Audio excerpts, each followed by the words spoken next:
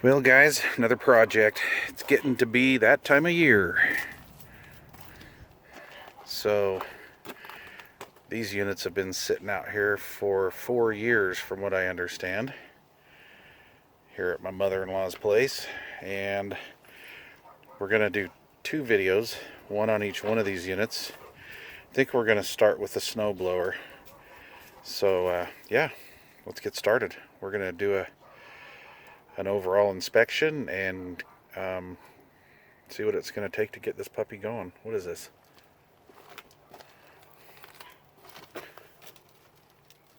Toro 2450.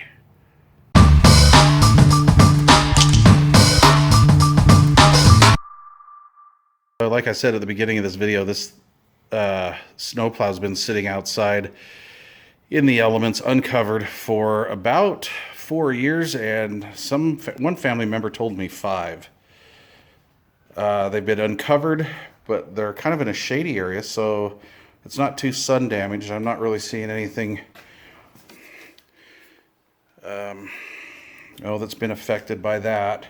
The little paddle looks to be in pretty good shape, but if I'm not mistaken, this is a chain drive.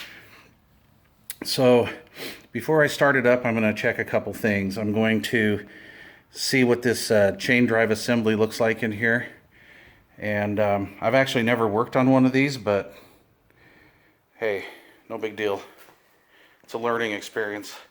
So I want to check and make sure where the shaft is for the impeller is lubricated properly.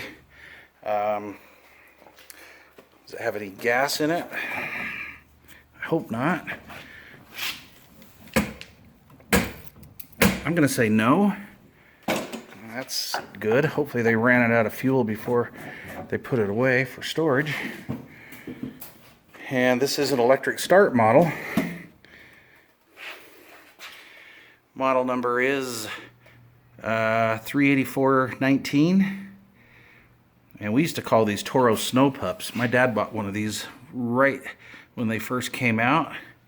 Looks like they've advanced quite a bit since then. It says electric start. No, there is a fuel filter. So yeah, that's kind of cool. Little 2-stroke motor here. It's electric start, which is kind of interesting. So what you do on these is you actually plug it into the wall, and then you push this, or you can hand start it. Little primer. You hear that? That's still working, so that's good. I went and dug up a key. I don't know if this is the one for it. It doesn't say Toro on it, but looks like we're gonna at least be able to switch the ignition on and off. And then choke, huh? Okay, cool. All right, so let's start accessing the internals on this puppy. And this unit has no fluids in it that I can tell. I decided to flip it up on its side. We're gonna access this side where I thought there would be a drive chain, and I was off on that. So what it is a belt and a little tiny bit of wear. But I do know in years past this thing's had a lot of use. So the belt wear here looks pretty good. The belt's in excellent shape. Doesn't look to be cracked or messed up. We'll go up here and check the action. The little eider pulley assembly's doing just fine. It's doing what it's supposed to do. I like that. That bearing seems to be in pretty good shape. So there seems to be no lubrication necessary or anything like that. So I like that. That's awesome. So I don't think we're going to have to worry about this side of the machine. Is there a zert fitting or any kind of an oil? Place where we can oil it or anything? Doesn't look like it so far. Anyway, all right, well, let's continue. Like I've said before, I'm new to these machines, so I'm kind of learning here. I'm on a learning curve, and I guess so what I did is I popped off this plate on the other side of this rotor, and yeah, they're bearings. They're sealed bearings, so there's really not much you can do as far as servicing those other than just making sure like there's no dirt and stuff in it. Everything looks pretty good. This unit's in really good condition. So what I did though is the back plate to this assembly will come off. So I held it in place from underneath here, and that's how I inspected it. So if you go to tear one of these off, be careful, because you don't want the thing to get all ski-wampus and you'll have a hell of a time putting it back together. So seeing as everything looks pretty good there, there's no metal, no nothing. This looks really good. So I'm going to put this back together and say the impeller system is in good shape. I've inspected all of this assembly. It all seems to be pretty good. So there's no user serviceable parts in this system that I know of. Okay, we'll go on to the next. I'll put this back together and we'll go on to the next step. Okay, so now that I've made sure the impeller system is okay, I'm going to do a couple things here. I'm going to check that fuel filter and make sure that that's not plugged up. So we're going to blow that out, possibly replace it. We'll just see what it looks like. But in order to get to that, oh, and then I want to check for anything inside the engine compartment that could be wrong. I know this may seem like overkill, but I'd much rather do this on a 65-degree day than having to do it with, 2 feet of snow out there in the driveway and, it being 30 degrees. Much easier to work in this weather. So what I'm going to do is undo that bolt, these up here on the control panel, and it seems like this unit will just pull off. So let's see what that. So that was pretty simple to pull apart. That shroud comes off fairly easy. So here's the plug, non-grounded, but here's the plug for the electric starter. Here's the rope start system here, and carburation here. So these are either on or off, right? You have no throttle control. So you got this cool little fuel pump assembly here. And I'm going to assume that's a diaphragm assembly. So what I did is I popped off the fuel line. Sure enough, as soon as I popped that fuel line off, it smells like varnish in here. So we're going to go over here to the temporary workstation. And we'll just kind of tip this up in this shop rag. See, yeah, we've got stuff coming out of it. So it had some fuel in here. And smell-o-vision. Smell that. Yeah. And they run ethanol fuel here in Salt Lake City. So I'm going to run up to the local, oh gosh, I can't remember the name of that gas station. There is one gas station up here that has ethanol free. So I'm going to mix up some saw gas. Oh, I'm sorry, 2-cycle oil. I'm from the woods, so we call it saw gas, but weed eaters and chainsaws are what we run 2-stroke in. So we'll mix up some fresh fuel. I'm going to give that a little test. Let's see what happens.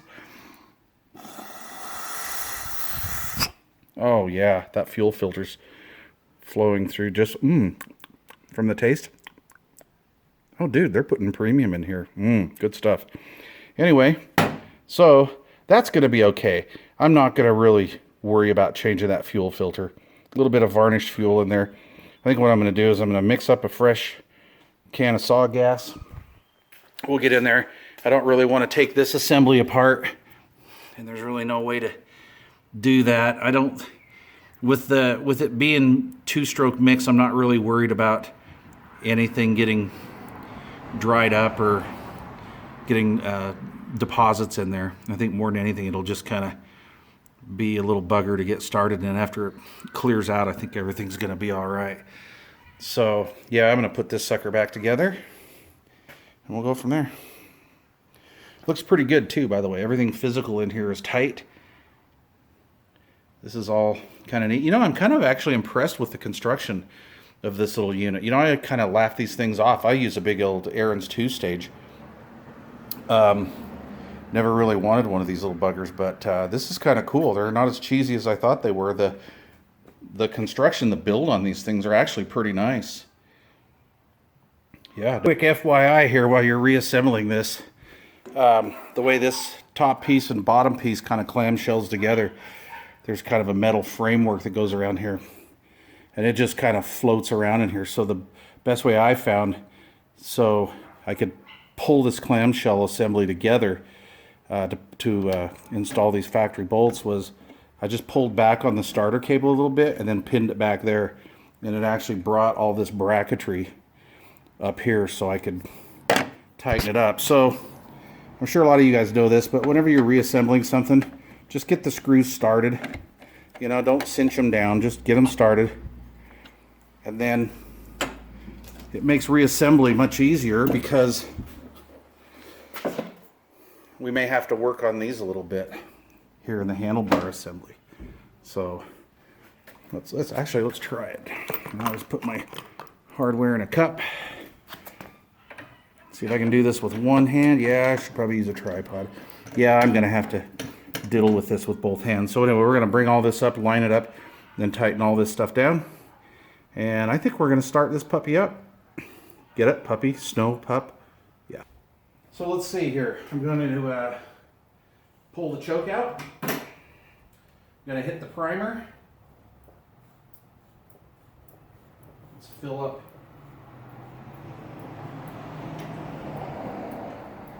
I can hear it sucking, so we'll fill up that fuel filter and the fuel line and hopefully get some fuel into that diaphragm assembly. Not really sure if that's going to be enough or not, but we'll give it a shot. Let's see if she starts. Jesus, Murphy, listen to that. Let's try it again. I'll push the choke in, give it a couple more pumps with the bulb. Come on, baby. A couple more.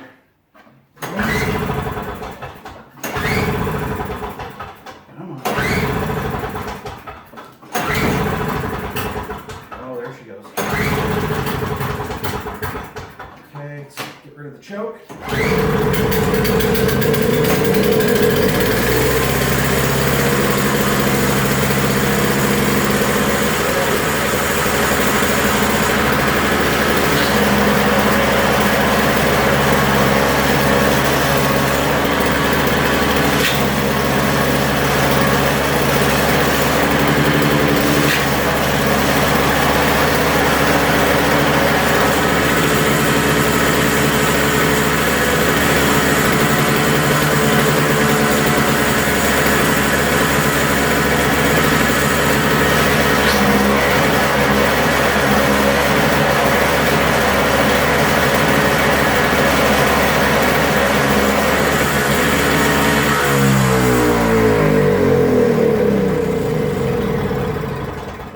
Nice.